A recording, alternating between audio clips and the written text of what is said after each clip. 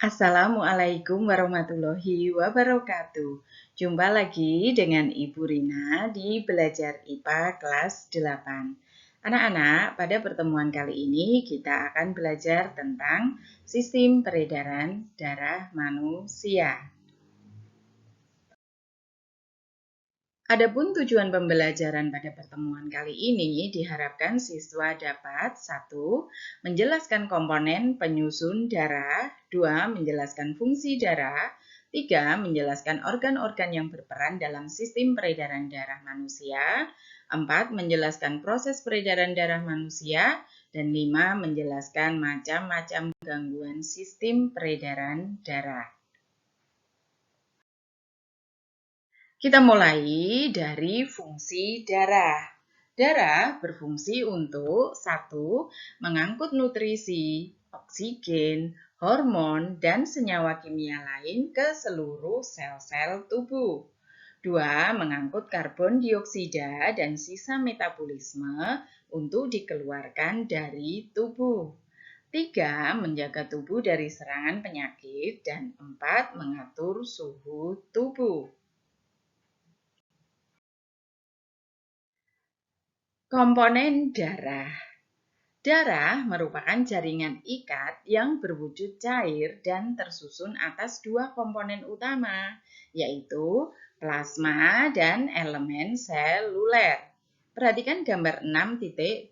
Pada plasma terkandung atau terdiri dari 55% yang komposisinya terdiri dari air berfungsi sebagai pelarut untuk membawa senyawa lain. Garam-garam berfungsi untuk keseimbangan osmotik, buffer pH, dan mengatur permeabilitas membran. Protein plasma berfungsi untuk keseimbangan osmotik, buffer pH, pembekuan darah, dan sistem pertahanan, dan senyawa yang ditransportasikan darah. Sedangkan pada elemen seluler terdiri dari 45%, meliputi eritrosit atau sel darah merah, leukosit atau sel darah putih, dan trombosit atau keping darah. Eritrosit atau sel darah merah berbentuk bulat pipi dan bagian tengahnya cekung atau kita sebut dengan bikonkav. Jumlahnya ada 5-6 juta per milimeter kubik darah.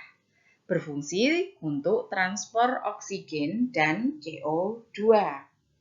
Untuk leukosit atau sel darah putih, bentuknya tidak teratur. Jumlahnya ada 5.000-10.000 per milimeter kubik darah. Berfungsi untuk pertahanan dan kekebalan. Untuk leukosit dibagi menjadi 2 macam berdasarkan granulositnya, yaitu yang memiliki granulosit terdiri dari basofil, eosinofil, dan neutrofil. Sedangkan yang tidak mengandung granulosit atau granula, butir-butir kasar, ada 2, yaitu limfosit dan monosit. Trombosit memiliki bentuk yang tidak teratur. Jumlahnya 250.000 sampai 400.000 per milimeter kubik. Keping darah ini atau trombosit ini berfungsi dalam pembekuan darah.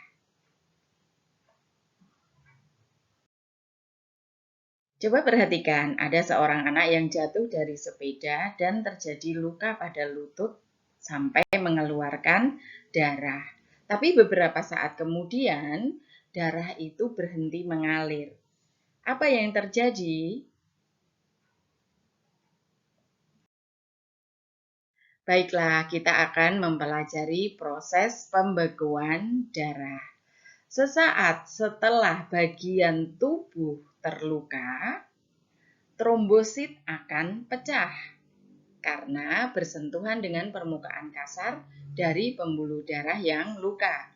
Di dalam trombosit terdapat enzim trombokinase atau tromboplastin. Enzim ini akan mengubah protrombin atau calon trombin menjadi trombin. karena pengaruh ion kalsium dan vitamin K di dalam darah. Trombin akan mengubah fibrinogen protein darah menjadi fibrin atau benang-benang fibrin. Benang-benang fibrin ini akan menjaring sel-sel darah sehingga luka tertutup dan darah tidak menetes lagi. Sehingga pembekuan darah selesai.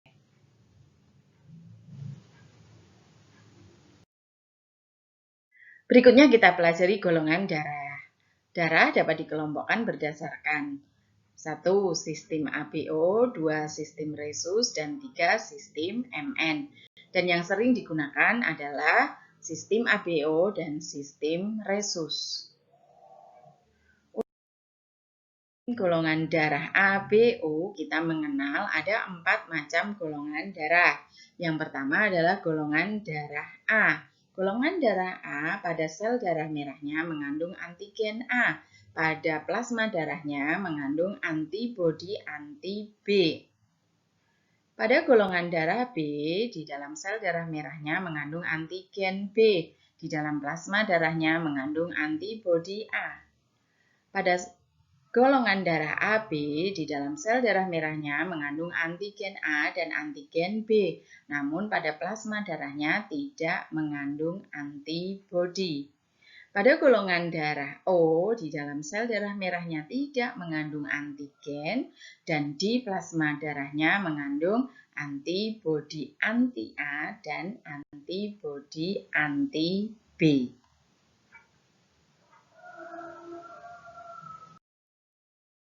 Mengapa kita harus mengetahui golongan darah? Iya, golongan darah ini sangat penting pada proses transfusi darah, yaitu proses pemindahan darah dari donor atau pemberi ke resipien atau penerima. Coba perhatikan tabel 6.3. Apabila seorang resipien bergolongan darah O, maka hanya mendapatkan donor dari golongan darah O. Untuk resipien yang bergolongan darah A, bisa mendapatkan donor dari golongan darah A dan O. Untuk golongan atau resipien yang bergolongan darah B, bisa mendapatkan donor dari golongan darah B dan O. Sedangkan golongan darah AB untuk resipien bisa mendapatkan donor dari golongan darah AB, A, B, dan O. Sehingga disimpulkan untuk golongan darah O disebut donor universal, artinya dapat memberi darah ke semua golongan darah. Sedangkan untuk golongan darah AB disebut resipien universal, artinya dapat menerima darah dari semua golongan darah. Selanjutnya, kita pelajari organ yang berperan dalam sistem peredaran darah manusia. Ada 2, yaitu jantung dan pembuluh darah. Kita mulai untuk jantung. Jantung berfungsi untuk memompa darah. Bagian-bagian jantung ini terbagi menjadi 4 ruangan. Yang di atas namanya serambi, yang di bawah namanya bilik. 4 ruangan itu adalah serambi kiri, serambi kanan, bilik kiri, bilik kanan. Di antara serambi kiri dan bilik kiri terdapat katup bikuspidalis. Dan di antara serambi kanan dan bilik kanan terdapat katup trikuspidalis, sehingga darah yang ada di dalam jantung antara darah bersih dan darah kotor tidak tercampur. Untuk pembuluh darah, ada 3 macam pembuluh darah. Yang pertama adalah arteri atau pembuluh nadi. Pembuluh darah ini membawa darah keluar dari jantung. Yang kedua adalah vena atau pembuluh balik. Pembuluh darah ini membawa darah menuju ke jantung. Dan yang ketiga adalah pembuluh kapiler. Pembuluh kapiler merupakan pembuluh kecil cabang-cabang dari arteri dan vena. Apa perbedaan arteri dan vena? Arteri ada atau tempatnya agak tersembunyi di dalam tubuh, sedangkan pembuluh vena dekat dengan permukaan tubuh tampak berwarna kebiru-biruan. Arteri memiliki dinding yang tebal, kuat, dan elastis, sedangkan vena tipis dan tidak elastis. Aliran darah pada arteri meninggalkan jantung, sedangkan vena menuju ke jantung. Denyut pada arteri terasa, tetapi pada vena tidak terasa. Katup pada arteri hanya ada satu di pangkal jantung, sedangkan pada vena ada banyak di sepanjang pembuluh. Dan pada arteri, darah yang keluar memancar, sedangkan pada vena tidak memancar. Selanjutnya, kita belajar peredaran darah manusia. Peredaran darah manusia adalah peredaran darah tertutup karena darah selalu beredar di dalam pembuluh darah. Peredaran darah manusia disebut juga peredaran darah ganda, artinya setiap beredar darah melalui jantung sebanyak 2 kali. Peredaran darah ganda terdiri dari peredaran darah besar dan peredaran darah kecil. Untuk peredaran darah besar, bisa kalian lihat pada gambar nomor 6 sampai 10. Dimulai dari bilik kiri, ke aorta, ke arteri, ke seluruh tubuh, baik yang di bagian atas maupun bagian bawah, kemudian menuju ke vena, kembali ke jantung, tepatnya pada serambi kanan. Sedangkan untuk peredaran darah kecil dimulai dari nomor 1 sampai 5. 1 ini adalah bilik kanan, kemudian menuju ke arteri pulmonalis, masuk ke paru-paru, kemudian ke vena pulmonalis, kembali ke jantung, tepatnya pada serambi kiri. Untuk peredaran darah besar, darah selama berada di aorta dan arteri, darah ini adalah darah bersih mengandung oksigen. Tetapi setelah berada di vena, darah ini mengandung karbon dioksida.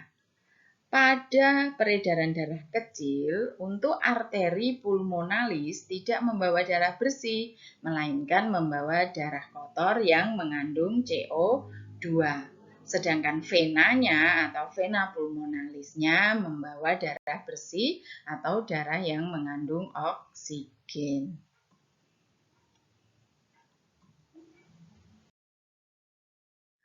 Kemudian kita pelajari faktor yang mempengaruhi frekuensi denyut jantung. Ada 5. Yang pertama adalah kegiatan atau aktivitas tubuh. Semakin banyak aktivitas tubuh, maka frekuensi denyut jantungnya menjadi lebih cepat. Yang kedua, jenis kelamin. Yang perempuan akan lebih tinggi daripada laki-laki. Ketiga, suhu tubuh. Semakin tinggi suhu tubuh, denyut jantungnya juga semakin cepat. Yang keempat, umur. Semakin umurnya bertambah, denyut jantungnya akan semakin berkurang. Dan yang kelima, komposisi ion. Normalnya denyut jantung berhubungan dengan keseimbangan komposisi ion di dalam darah. Berikutnya adalah gangguan atau penyakit pada sistem darah atau sistem peredaran darah. Yang pertama ini adalah jantung koroner, adalah penyumbatan lemak atau kolesterol pada arteri koronaria. Yang kedua adalah stroke. Stroke ini adalah kematian pada jaringan otak yang disebabkan kurangnya asupan oksigen ke otak karena pembuluh darahnya tersumbat lemak atau kolesterol. Yang ketiga ini adalah varises. Varises adalah suatu keadaan di mana pembuluh darah balik atau venanya mengalami pelebaran dan terpuntir. Yang keempat ini adalah anemia. Berkurangnya hemoglobin dalam darah atau kekurangan sel darah merah. Yang kelima adalah hipertensi. Hipertensi disebut juga tekanan darah tinggi jika tekanan darahnya di atas 120/80 mm Hg. Kemudian yang keenam, hipotensi. Hipotensi adalah tekanan darah rendah jika tekanan darahnya kurang dari 120/80 mm Hg.